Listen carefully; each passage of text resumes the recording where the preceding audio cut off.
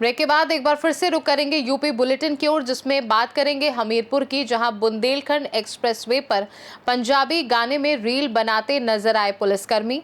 आगे बात करेंगे ललितपुर की, जहां रधा खंड के मंडल पिरधा में शनिवार को राष्ट्रीय स्वयं सेवक संघ का पथ संचलन कार्यक्रम संपन्न हुआ। ऐसी तमाम खबरों पर विस्तार से डालेंगे नजर। इस वक्त की बड़ी खबर ग्रेटर नोएडा से आ रही है, जहां ग्रेटर नोएडा डिपो में बोराकी तक चलने वाली मेट्रो लाइन के स्टेशनों का डिजाइन जल्द होगा तैयार। डिटेल डिजाइन सर्वे का काम अगले महीने से शुरू होगा।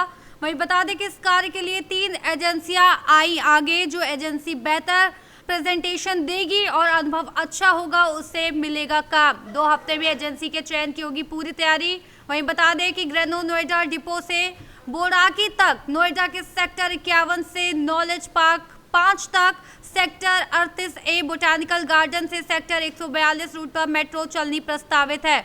वहीं बताते चले कि ग्रेटर नोएडा डिपो से बोराकी रूट को केंद्र सरकार से मंजूरी मिल चुकी है, बाकी का अभी इंतजार है। ऐसे में अब बोराकी रूट पर काम शुरू करने की तैयारी शुरू है।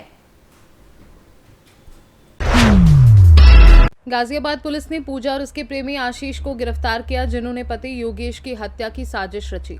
पहले 2 प्रयास नाकाम रहने के बाद 29 सितंबर को पिलखवा में पूजा, आशीष, चंद्रपाल और प्रवीण ने धारदार हथियारों से योगेश की हत्या की। पूजा ने पुलिस को धमकाकर तलाश में बाधा डाली थी। चंद्रपाल और प्रवीण अभी भी फरार हैं। इसको थाना लिंक रोड पे एक एफआईआर दर्ज हुई थी, जिसमें जो है वादी हैं श्री ब्रिजपाल जी। इनके द्वारा बताया गया कि इनका भाई है योगेश, जिसकी उम्र लगभग 34 वर्ष है, और इसकी मृत्यु की ही सूचना इन्होंने दी थी। बाकायदा इन्होंने बताया कि इसमें इसकी पत्नी पूजा, इसका दोस्त आशीष और एक और व्यक्ति चंद्रपाल नाम का व्यक्ति इसमें इन्वॉल्व है। इनके द्वारा मिलकर के जो है इनके भाई योगेश की हत्या कर दी गई थी। SIMS कॉलेज है पिलखवा में, वहाँ पर ले जा करके। क्या कारण रहा है लोग गिरफ्तार हो गए? जो मूल कारण जो निकल के आया है वो इसका जो है वाइफ का बार बार इससे तलाक मांगना, इसके द्वारा तलाक ना देना ही है। और इसकी वाइफ इस आशीष नाम के व्यक्ति के साथ 2 साल से संपर्क में थी। इसी से वो शादी करना चाहती थी, और शादी करने के लिए जो है योगेश तलाक किसी भी कीमत पे देने को नहीं तैयार था। और यही मेन कारण रहा कि जो इसने इन लोगों ने मिलकर के इस प्लानिंग के तहत इसका मर्डर कर दिया। 2 साल पहले आशीष से संपर्क में आई थी ये पूजा, किसी सुखदेव नाम के माध्यम से। ये फेसबुक ट्विटर के माध्यम से इसका मोबाइल जो है नंबर पूजा का सुखदेव नाम के व्यक्ति ने आशीष को दिया था, और इसी से ही फिर इन दोनों की आपस में बातचीत शुरू हो गई थी। दोनों में 2 साल से दोस्ती थी, और एक दूसरे के साथ भी इन्होंने काफ़ी समय व्यतीत किया था। इनके संबंध भी थे आपस में।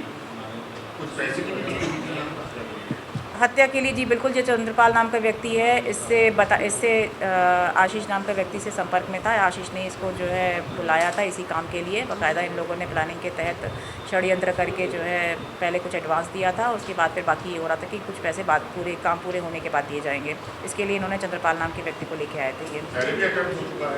हाँ, पहले भी इनके द्वारा कोशिश की गई थी, लेकिन सफल नहीं हो पाए थे। 2 से 3 बार प्रयास किया गया था, लेकिन सफल नहीं हो पाए थे, और तीसरी बार ये। अब जैसा बताया गया है कि कभी बिजनौर इनको कोशिश की गई, कभी जो है साहिबाबाद में बुलाया जाने की कोशिश की गई, तो उन्होंने प्रयास किए थे लेकिन हो नहीं पाए सफल। पुलिस को कैसे पता लगा कि तमाम इन फोटो में पहले हत्या का अंजाम? ये इस आशीष के द्वारा ही बताया गया था कि जो है इस तरह से पहले भी इन लोगों ने प्रयास करने की कोशिश की थी पूजा के साथ मिलकर, लेकिन सफल नहीं हो पाए थे। चंद्रपाल जो है मेन एक्यूज्ड है इस केस में, वो फरार है, तो तब पुलिस का कब तक पहुंच पाएगी और क्या कुछ निकल कर आया है? इसके लिए टीम CDR में क्या कुछ खुलासे हुए हैं, क्या कुछ होने वाले हैं?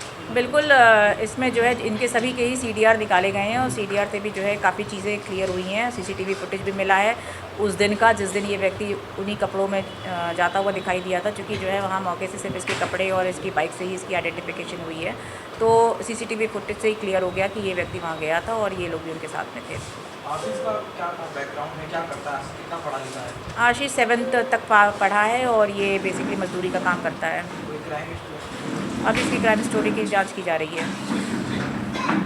गाजियाबाद से सीनू संवाददाता राजेंद्र चौधरी की रिपोर्ट। खबर गाजियाबाद से है, जहां इंदिरापुरम थाना क्षेत्र में वसुंधरा सेक्टर 13 में इंजीनियर की पत्नी बबीता गुप्ता से बाइक सवार 2 बदमाशों ने चेन लूट ली। पीड़िता ने करीब 50 मीटर तक उनका पीछा किया, लेकिन बदमाश तमंचा दिखाकर फरार हो गए। घटना का सीसीटीवी फुटेज पुलिस ने हासिल कर लुटेरों की तलाश शुरू कर दी है। गाजियाबाद से सी न्यूज़ संवाददाता राजेंद्र चौधरी की रिपोर्ट। गोंडा के कटरा बाजार थाना क्षेत्र के उड़िला धर्मपुर गांव में देर रात 11:50 पर 4 फीट लंबा अजगर घर के पास देखा गया। ग्रामीणों की सूचना पर वन विभाग की टीम मौके पर पहुंची और घंटों की मशक्कत के बाद अजगर को सुरक्षित रेस्क्यू कर जंगल में छोड़ दिया गया। ग्रामीणों ने अब राहत की सांस ली है। गोंडा से सी न्यूज़ संवाददाता मुजीब आलम की रिपोर्ट। खबर हमीरपुर से है, जहां बुंदेलखंड एक्सप्रेसवे पर तैनात मौदहा थाने के पुलिसकर्मी पंजाबी गाने पर रील बनाते हुए नजर आए, जिसका वीडियो सोशल मीडिया पर तेजी से वायरल हो रहा है। आसिफ खान सहित सभी पुलिसकर्मियों की यह हरकत अधिकारियों के आदेशों की परवाह न करने का प्रतीक मानी जा रही है, जिससे हमीरपुर पुलिस की अनुशासनहीनता पर सवाल उठने लगे हैं। हमीरपुर से सी न्यूज़ संवाददाता जितेंद्र की रिपोर्ट। बिरधा खंड के मंडल बिरधा में आज राष्ट्रीय स्वयंसेवक संघ के कार्यकर्ताओं द्वारा भव्य पथ संचलन का आयोजन किया गया। ये कार्यक्रम स्थानीय स्वयंसेवकों की देशभक्ति, अनुशासन और सेवा भावना को दर्शाने वाला रहा। पथ संचलन की शुरुआत शाम 4 बजे संघ स्थान से हुई, जिसमें बड़ी संख्या में गणवेशधारी स्वयंसेवकों ने भाग लिया। बैंड, धुन और घोष वादन के साथ निकाले गए संचलन ने नगर में देशभक्ति का वातावरण बना दिया। स्थानीय नागरिकों ने सड़कों के किनारे खड़े होकर स्वयंसेवकों का अभिवादन किया और पुष्प वर्षा से स्वागत किया। कार्यक्रम के दौरान खंड संचालक हरिओम पाराशर, खंड कार्यवाह राम अवतार, खंड शारीरिक प्रमुख शिवांश, सह खंड कार्यवाह अजय, खंड प्रचार प्रमुख जितेंद्र सिंह पवार रहे। ललितपुर से सी न्यूज़ संवाददाता जितेंद्र सिंह पवार की रिपोर्ट। लखीमपुर खीरी जिले के निघासन तहसील के सहिजना गांव में शनिवार की रात घर में अज्ञात कारणों से आग लग गई। आग लगने से हड़कंप मच गया। इस घटना में 2 मवेशी जलकर लाखों का नुकसान भी हो गया। ये मामला सिंगाही थाना क्षेत्र के सहिजना गांव का है।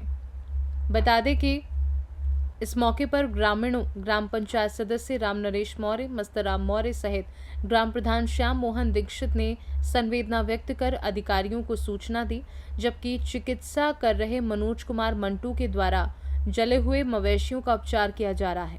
मवेशी ज्यादा जल जाने के कारण हालत नाजुक बताई गई। सुस्मित मौर्य। पिताजी का नाम? भागीरथ मौर्य। कैसे क्या हुआ? ये रात में लगी 4 बजे समथिंग, पता नहीं कैसे लगी, छप्पर के ऊपर से। कुछ कारण पता नहीं चल पाया? कारण नहीं पता चला। लखीमपुर से सी न्यूज़ संवाददाता राजेश दिवाकर की रिपोर्ट। सरस्वती सामाजिक सेवा संस्थान अरैल नैनी प्रयागराज के सौजन्य से सेल्फी पॉइंट स्थित अरैल यमुना तट पर दिनांक 12 अक्टूबर को भव्य स्वच्छता अभियान चलाया गया। चारों तरफ गंदगियों को एकत्रित करके नगर निगम के कर्मचारियों द्वारा गंदगियों को हटवाया गया। संस्था के पदाधिकारी सुनील मिश्रा ने कहा कि हमारी संस्था प्रत्येक महीने के दूसरे एवं चौथे रविवार को स्वच्छता अभियान चलाकर लोगों को जागरूक करती है। वहीं पर संस्था पदाधिकारी ऋषि दीक्षित ने कहा कि सुंदर एवं मनोरम स्थल अरैल के गंगा यमुना तट पर लोग बर्थडे पार्टी करके गंदगी फैलाकर चले जाते हैं। जहां तहां देखिए सिगरेट आदि के पैकेट पड़े होते हैं। सभी से अपील की जाती है कि आप सभी भी जहां पर गंदगी आदि देखें तो स्वच्छता के प्रति लोगों को जागरूक अवश्य कीजिए। स्वास्थ्य के प्रति सजग एवं सावधान करने हेतु प्रयागराज की प्रतिष्ठा संस्था लायंस क्लब प्रयागराज गौरव द्वारा शुगर एवं बीपी की जांच हेतु एक कैंप लगाया गया, जिसमें सरस्वती सामाजिक सेवा संस्थान ने भी बढ़ चढ़कर हिस्सा लिया। कार्यक्रम में सर्वश्रेष्ठ Kunwar ji Tiwari, Dheeraj Yadav, Sahdev Chaurasia, Sunil Kushwaha, Mahesh Prasad Kesarwani, doctor SB Yadav, advocate Atma Prakash Yadav, Vikas Mishra, Shashikant Pandey, Neeraj Pandey, Om Prakash Srivastava, Dheeraj Nishad, Mahesh Prasad Kesarwani, lions club से doctor RK. Singh, doctor Pushpendra Tripathi, Sunil Gupta, Kartikeya Tiwari, Neelmal Kushwaha, Tulsi Tiwari आदि उपस्थित रहे। विगत कई वर्षों से स्वच्छता अभियान में लगा हुआ है और हम न केवल गंगा घाटों पर, मंदिरों पर स्वच्छता का अभियान चलाते हैं, लोगों को जागरूक करते हैं, बल्कि अन्य जो सामाजिक सेवाएं हैं उनमें भी सहभागिता हमारी रहती है। हमारी टीम में कई तरह के लोग विभिन्न प्रोफेशनों से जुड़े हुए हैं और सब स्वच्छता के प्रति जो है उनका जो है कर्तव्य रहता है, उनका जो है प्रेरक हैं वो।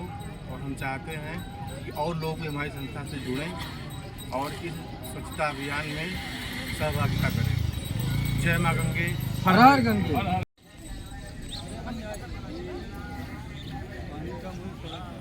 हर हर गंगे, जय माँ गंगे।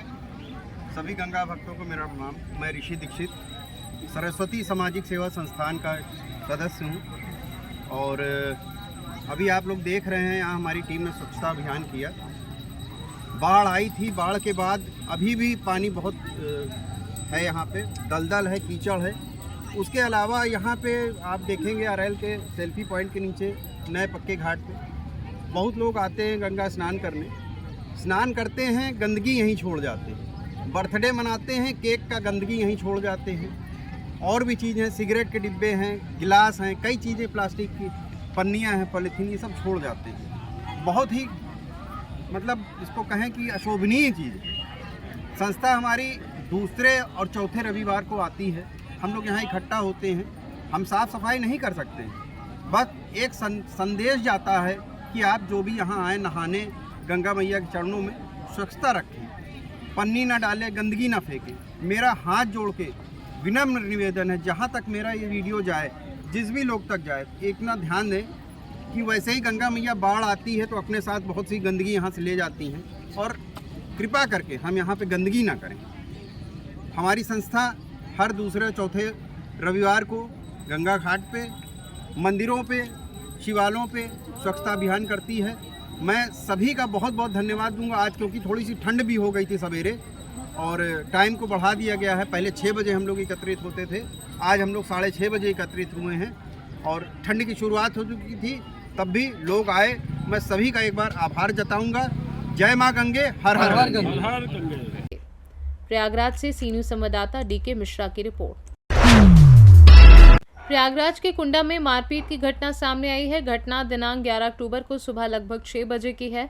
पीड़ित महिला जुबी बानो ने अलीगंज बरई थाना कुंडा में शिकायत दर्ज कराई है। शिकायत के अनुसार महिला के पति अपने घर से अपनी दुकान कुंडा जा रहे थे, तभी विपक्षी गढ़ हाशिम, तालिब, सद्दाम, आसिफ और कासिम ने लाठी, डंडे और रॉड से उन पर हमला कर दिया। जब महिला ने अपने पति की आवाज़ सुनी तो वह बचाने दौड़ी तो आरोपियों ने उन्हें भी मारा पीटा। आरोपियों ने महिला और उनके पति को जान से मारने की धमकी भी दी। महिला ने आरोपियों के खिलाफ अभियोग पंजीकृत करने का अनुरोध किया है। पुलिस ने मामले में आवश्यक कार्यवाही करने की बात कही है। पुलिस ने मामले की जांच शुरू कर दी है और आरोपियों के खिलाफ कार्यवाही करने की तैयारी कर रही है। वहीं दूसरी ओर हमले में घायल नौशाद अली को कई गंभीर चोटें आई हैं, जिन्हें प्रयागराज के स्वरूप रानी नेहरू चिकित्सालय में भर्ती कराया गया है। मैं सुबह गाड़ी जा रहा था, उसके गेट पे उसने पहले एक आदमी ने मुझे पकड़ने के बाद मैं गिर गया, फिर दूसरा, फिर तीसरा, फिर चौथा आदमी, सब लोग मुझे लाठी से, डंडा से, पिस्टल से मारे। कौन लोग थे, क्या? ये मोहम्मद हाशिम, मोहम्मद कासिम, मोहम्मद तालिब, मोहम्मद नाजिम, मोहम्मद आसिफ, 5 लोग हैं। किस चीज़ से मारे थे? ये हमको लाठी से मारे हैं, जिसमें लाठी में कपड़ा बांध के मारे हैं और मेरे सर पे मारे हैं। मेरा बाल पकड़ा, बाल पकड़ने के बाद मेरे सर पे मारे। सारे लाठियों में कपड़ा बंधा हुआ था। उसके बाद कारण कुछ नहीं था। उसके पिताजी कल नाली भांट रहे थे, मैंने उसको मना किया था, उसी वजह से सारे लोग इकट्ठा होकर हमको मारे।